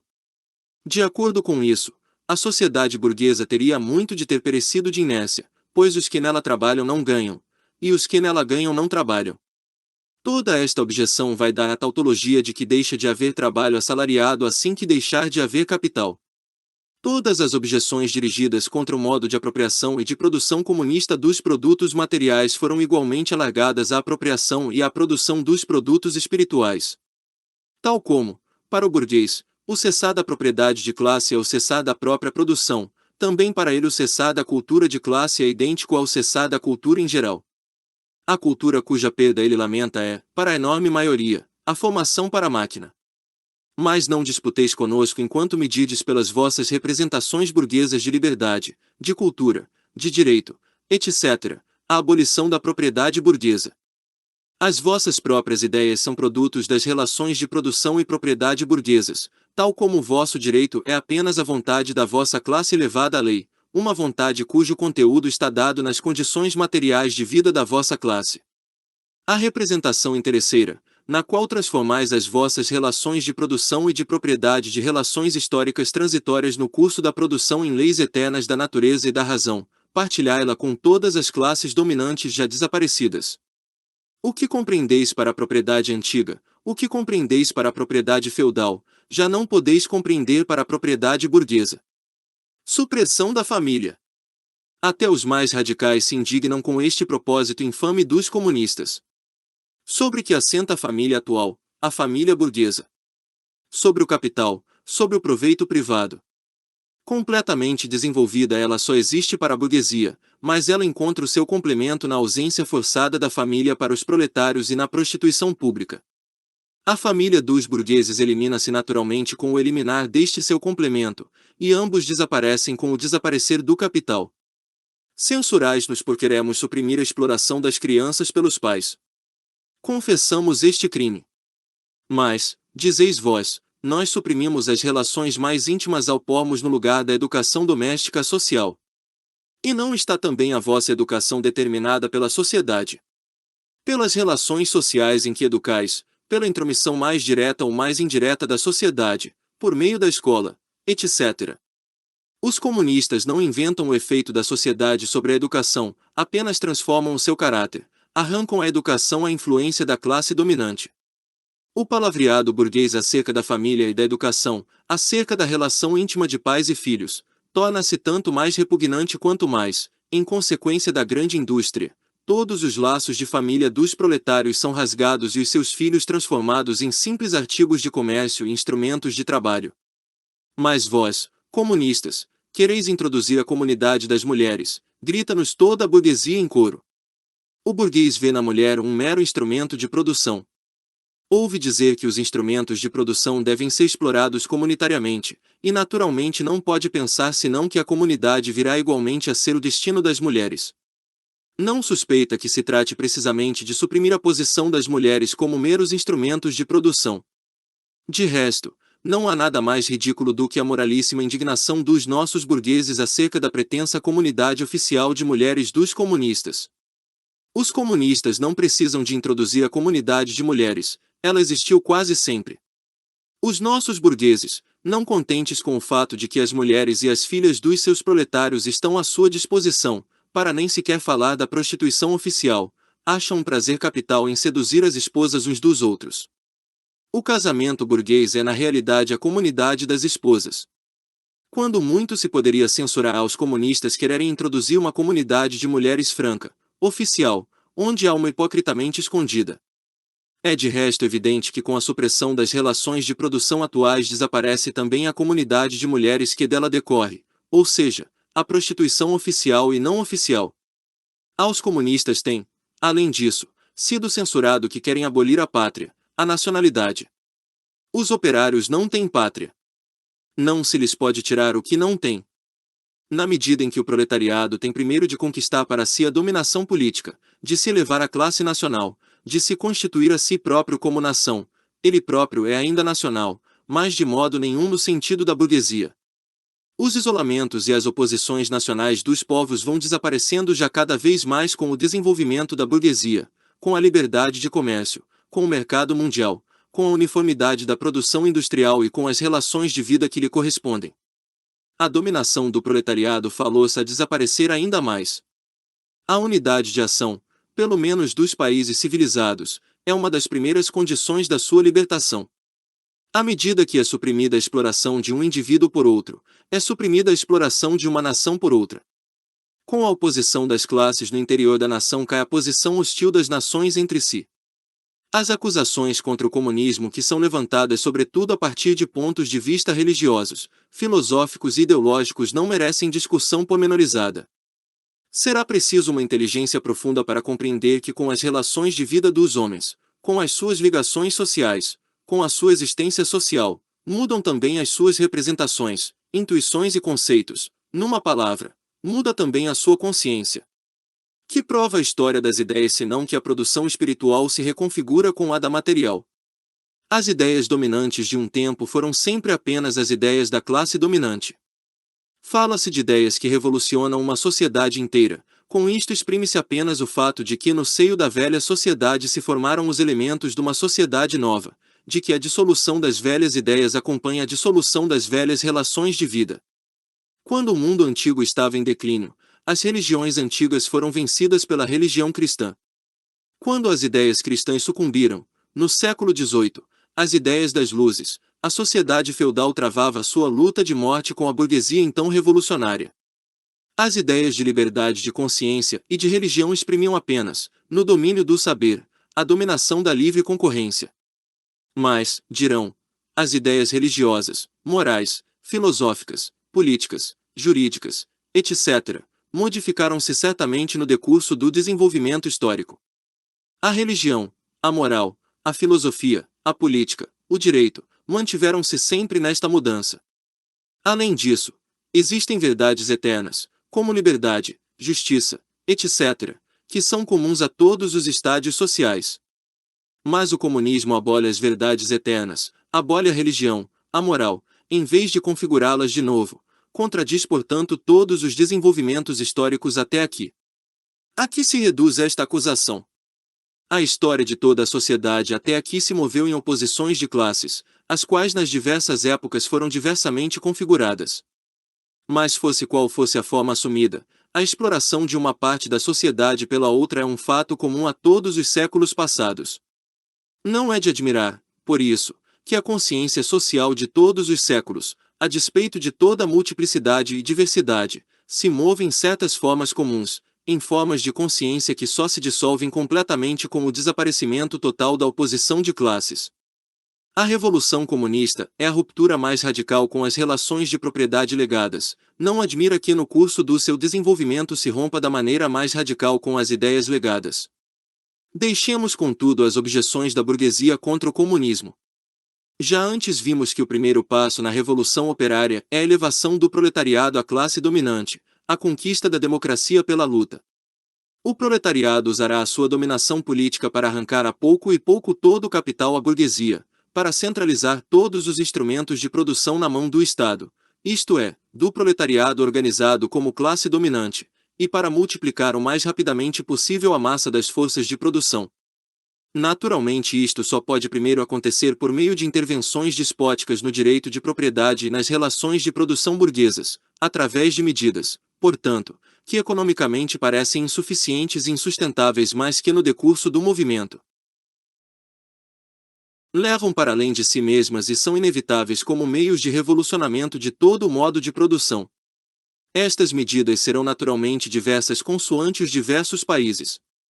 Para os países mais avançados, contudo, poderão ser aplicadas de um modo bastante geral as seguintes: 1. Expropriação da propriedade fundiária e emprego das rendas fundiárias para despesas do Estado. 2. Pesado imposto progressivo.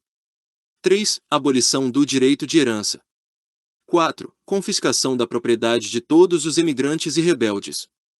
5. Centralização do crédito nas mãos do Estado, através de um Banco Nacional com capital de Estado e monopólio. 6. Centralização do sistema de transportes nas mãos do Estado. 7. Multiplicação das fábricas nacionais, dos instrumentos de produção, arroteamento e melhoramento dos terrenos de acordo com um plano comunitário. 8. Obrigatoriedade do trabalho para todos, instituição de exércitos industriais, em especial para a agricultura. 9. Unificação da exploração da agricultura e da indústria, atuação com vista à eliminação gradual da diferença entre cidade e campo. 10. Educação pública e gratuita de todas as crianças. Eliminação do trabalho das crianças nas fábricas na sua forma odierna. Unificação da educação com a produção material, etc.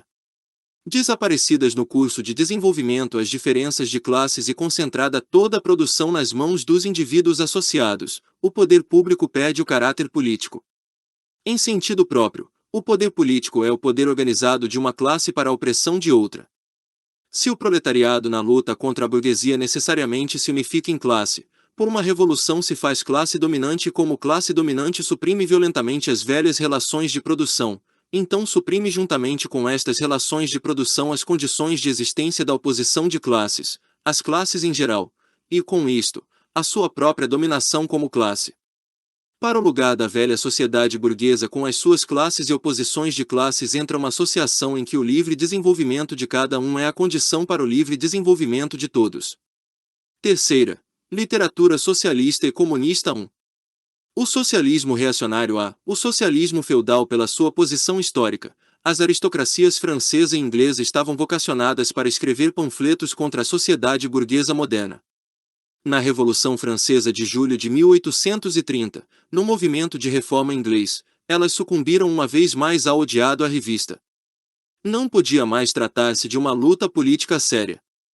Restava-lhes apenas a luta literária.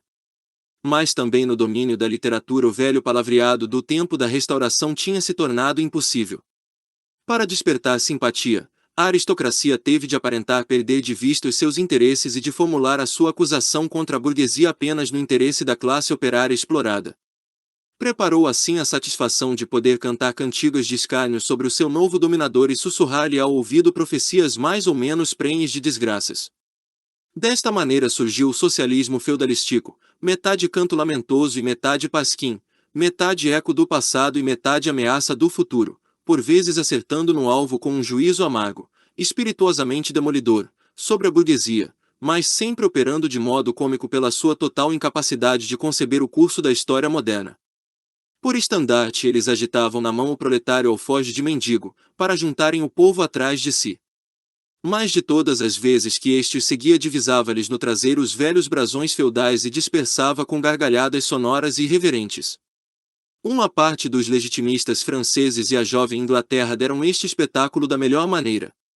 Quando os feudais demonstram que o seu modo de exploração tinha uma figura diferente da exploração burguesa, esquecem-se apenas que exploravam em circunstâncias e condições completamente diversas e já ultrapassadas. Quando provam que o proletariado moderno não existia sob a sua dominação, esquecem-se apenas que precisamente a burguesia moderna foi um rebento necessário da sua ordem social. De resto dissimularam tão pouco o caráter reacionário da sua crítica, que a sua acusação principal contra a burguesia reside precisamente no fato de que no regime desta se desenvolveu uma classe que fará ir pelos ares toda a velha ordem social. Censuram ainda mais a burguesia ter gerado um proletariado revolucionário do que ter, em geral, gerado um proletariado. Na prática política tomam por isso parte em todas as medidas violentas contra a classe operária, e na vida habitual acomodam-se, a despeito de todo o seu palavreado pomposo, a apanhar as maçãs douradas e a trocar a lealdade, o amor e a honra pelo tráfico de lã, beterraba e aguardente. Assim como os padres andavam sempre de braço dado com os feudais, assim também o socialismo clerical com o feudalístico. Nada mais fácil do que dar ao ascetismo cristão uma demão socialista. Não bradou também o cristianismo contra a propriedade privada, contra o casamento, contra o Estado. Não pregou em vez deles a caridade e a pobreza, o celibato e a mortificação da carne, a vida monástica e a igreja. O socialismo cristão é apenas a água benta com que o padre abençoa a irritação do aristocrata. B. O socialismo pequeno-burguês, a aristocracia feudal não é a única classe derrubada pela burguesia cujas condições de vida se atrofiaram e extinguiram na moderna sociedade burguesa. A Pafuburgertum medieval e o pequeno campesinato foram os precursores da burguesia moderna. Nos países menos desenvolvidos industrial e comercialmente esta classe continua ainda a vegetar ao lado da burguesia em ascensão. Nos países em que a civilização moderna se desenvolveu, formou-se uma nova pequena burguesia, a qual paira entre o proletariado e a burguesia e constantemente se forma de novo como parte complementar da sociedade burguesa, e cujos membros são constantemente atirados pela concorrência para o proletariado, veem mesmo, com o desenvolvimento da grande indústria, aproximar-se um momento em que desaparecerão por completo como parte autônoma da sociedade moderna e serão substituídos no comércio, na manufatura, na agricultura por capatazes e criados. Em países como a França, onde a classe camponesa perfaz muito mais de metade da população, era natural que os escritores que se apresentaram a favor do proletariado e contra a burguesia aplicassem a sua crítica do regime burguês à bitola pequeno-burguesa e pequeno-camponesa, e tomassem o partido dos operários do ponto de vista da pequena burguesia. Formou-se assim o socialismo pequeno-burguês. Sismondi é o chefe desta literatura não só para a França como também para a Inglaterra. Este socialismo dissecou com a maior acuidade as contradições nas relações de produção modernas.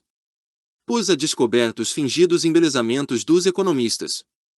Demonstrou irrefutavelmente os efeitos destruidores da maquinaria e da divisão do trabalho, da concentração dos capitais e da posse fundiária, a sobreprodução, as crises, o declínio necessário dos pequenos burgueses e camponeses, a miséria do proletariado, a anarquia na produção, as desproporções gritantes na repartição da riqueza, a guerra industrial de extermínio das nações entre si, a dissolução dos velhos costumes, das velhas relações de família, das velhas nacionalidades.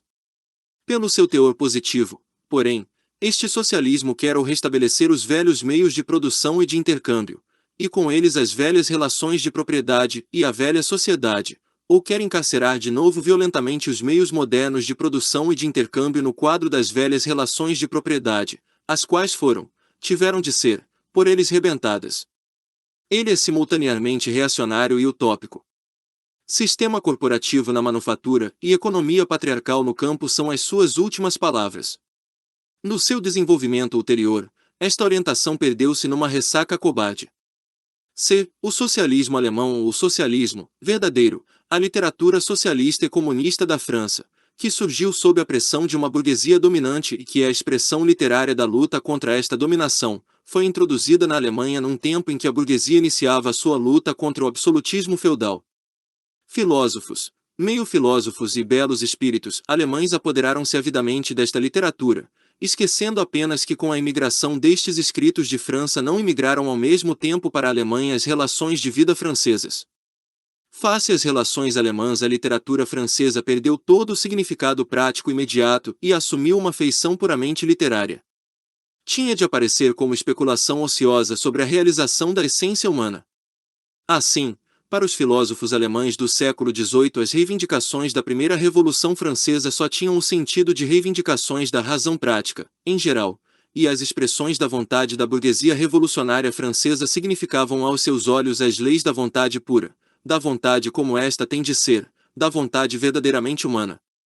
O trabalho dos literatos alemães consistiu exclusivamente em pôr as novas ideias francesas de acordo com a velha consciência filosófica que era deles, ou antes, em apropriar-se das ideias francesas a partir do seu ponto de vista filosófico. Esta apropriação aconteceu do mesmo modo porque uma pessoa se apropria de uma língua estrangeira, pela tradução.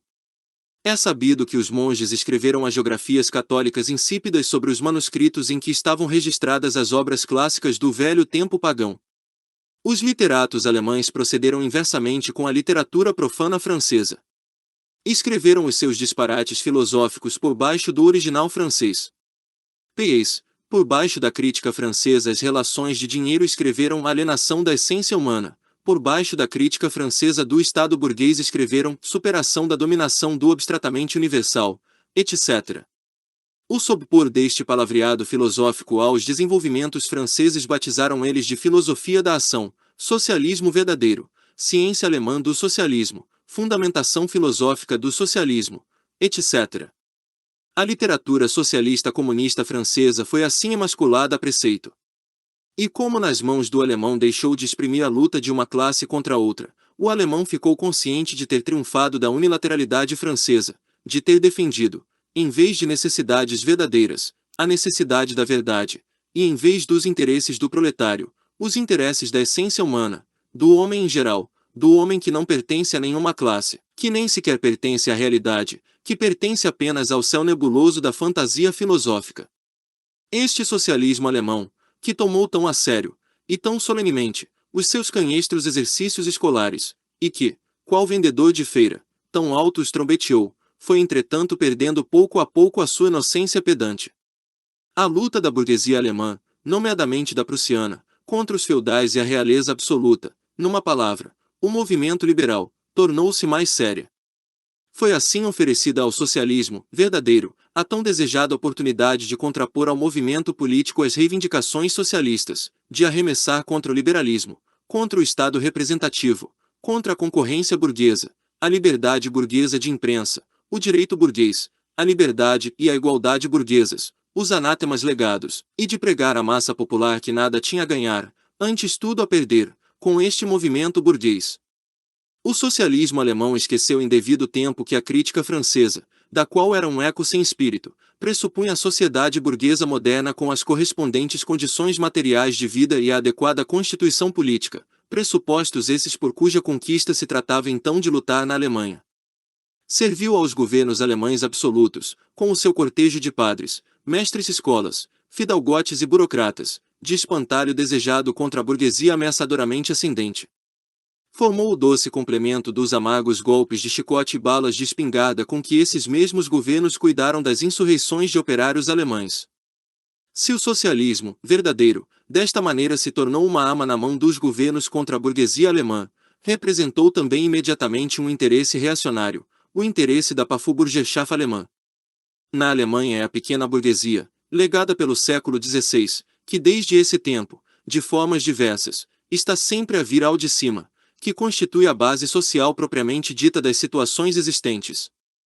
A sua manutenção é a manutenção das situações alemãs existentes. Da dominação industrial e política da burguesia teme o declínio seguro, por um lado, em consequência da concentração do capital, por outro lado, pelo advento de um proletariado revolucionário. O socialismo verdadeiro pareceu-lhe matar dois coelhos com uma cajadada. Espalhou-se como uma epidemia. A veste tecida de especulativas teias de aranha, bordada a flores de retórica de belos espíritos, embebida no orvalho sufocantemente sentimental da alma, em que os socialistas alemães envolveram a sua meia dúzia de ossudas verdades eternas, esta veste extravagante só veio multiplicar o bom escoamento da sua mercadoria entre este público. Pelo seu lado, o socialismo alemão reconheceu cada vez mais a sua vocação para ser o representante presumido desta Pafurburgerschaft.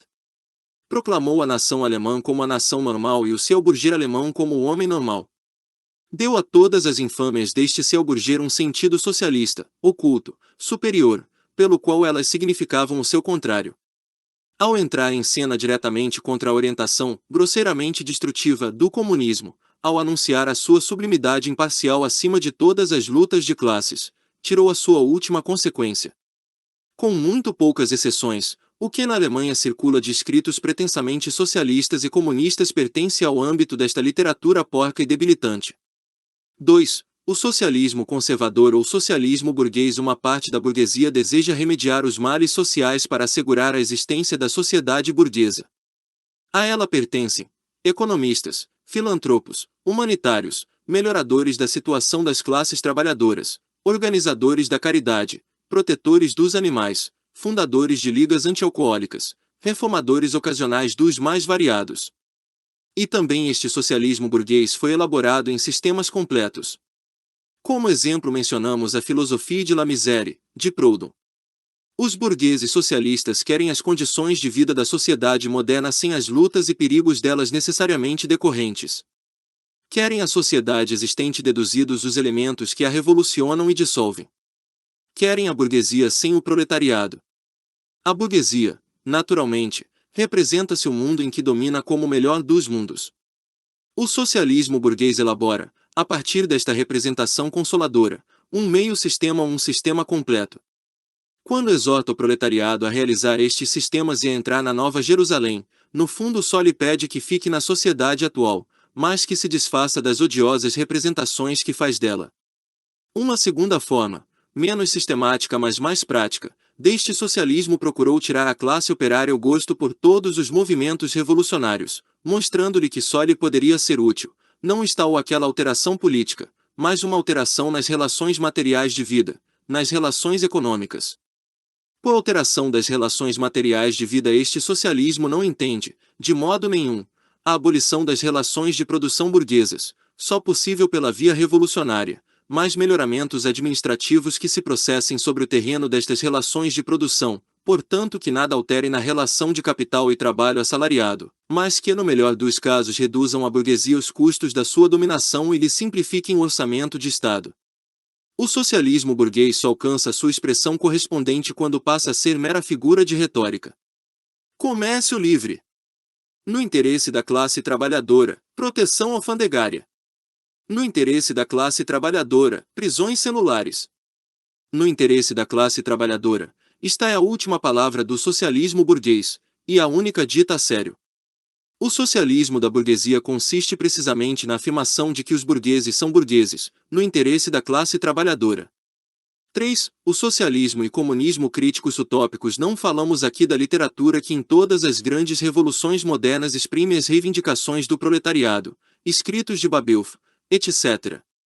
As primeiras tentativas do proletariado para impor diretamente o seu interesse de classe próprio, num tempo de agitação geral, no período de derrube que pôs termo à sociedade feudal, falharam necessariamente por não estar ainda desenvolvida a figura do próprio proletariado e por faltarem ainda as condições materiais da sua libertação, que só são precisamente o produto da época burguesa.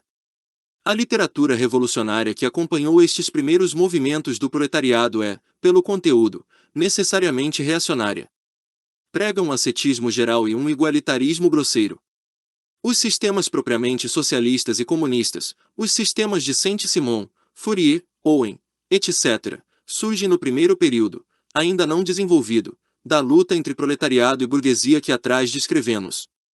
Os inventores destes sistemas veem, de certo, a oposição das classes bem como a atuação dos elementos dissolventes na própria sociedade dominante. Mas do lado do proletariado não avistam nenhuma atividade histórica, nenhum movimento político que lhe seja peculiar. Como o desenvolvimento da oposição de classes acompanha o desenvolvimento da indústria, tão pouco encontram as condições materiais para a libertação do proletariado, e procuram uma ciência social, leis sociais, para criarem tais condições. Para o lugar da atividade social tem de entrar a sua atividade inventiva pessoal, para o lugar das condições históricas da libertação, condições fantásticas, para o lugar da organização do proletariado em classe processando-se gradualmente, uma organização da sociedade urdida por eles próprios. A história mundial vindoura resolve-se para eles na propaganda e na execução prática dos seus planos de sociedade. Estão de certo conscientes de defender nos seus planos principalmente o interesse da classe trabalhadora como a classe mais sofredora. Só deste ponto de vista de a classe mais sofredora o proletariado existe para eles.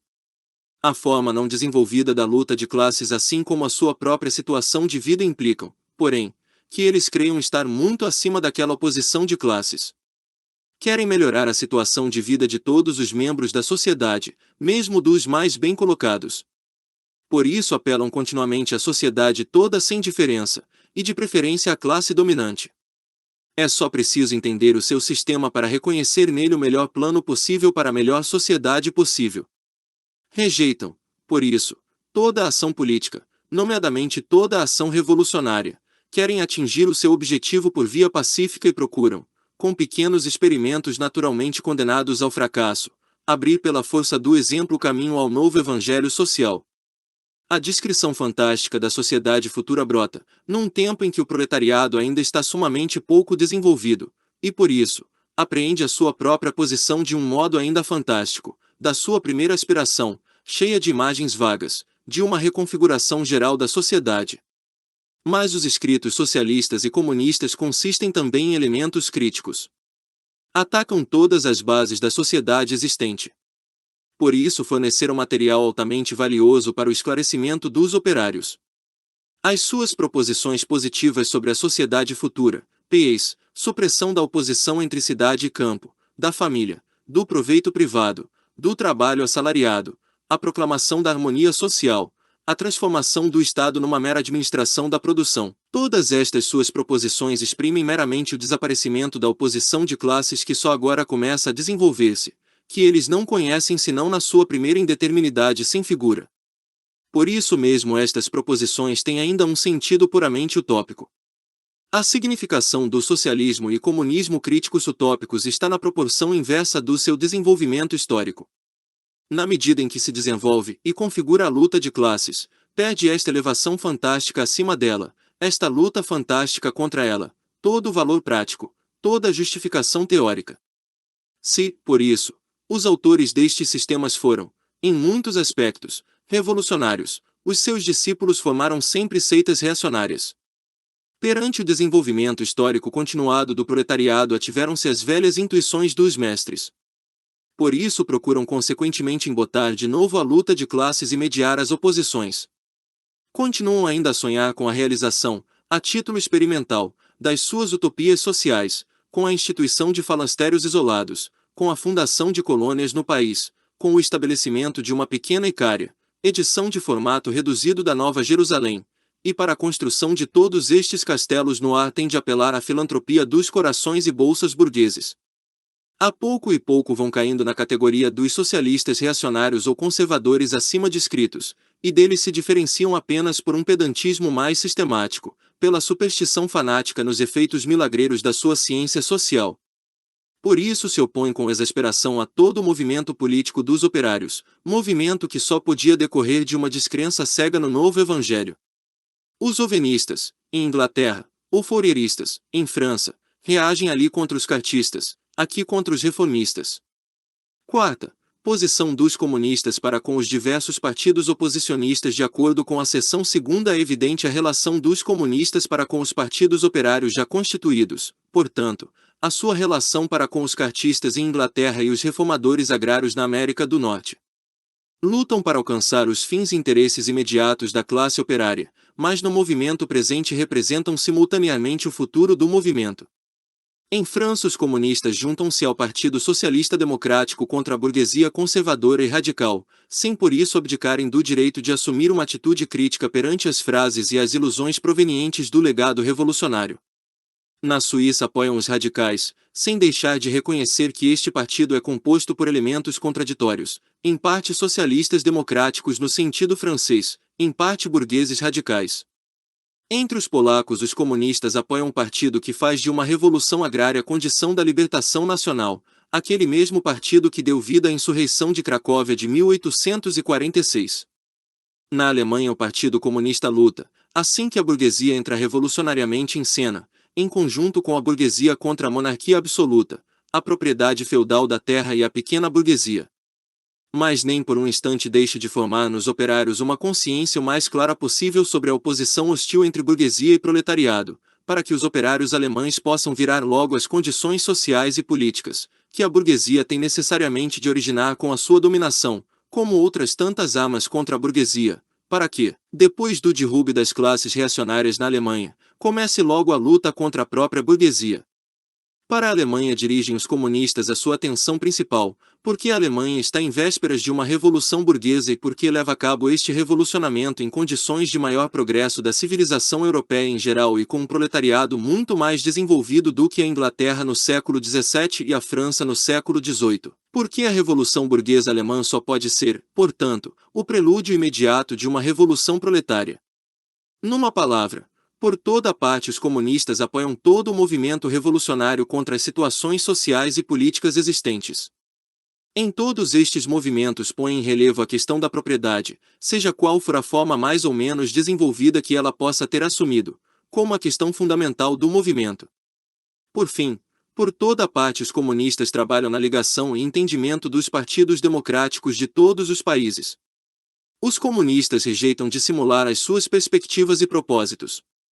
Declaram abertamente que os seus fins só podem ser alcançados pelo derrube violento de toda a ordem social até aqui. Podem as classes dominantes tremer ante uma revolução comunista. Nela os proletários nada têm a perder a não ser as suas cadeias. Têm um mundo a ganhar. Proletários de todos os países, univos!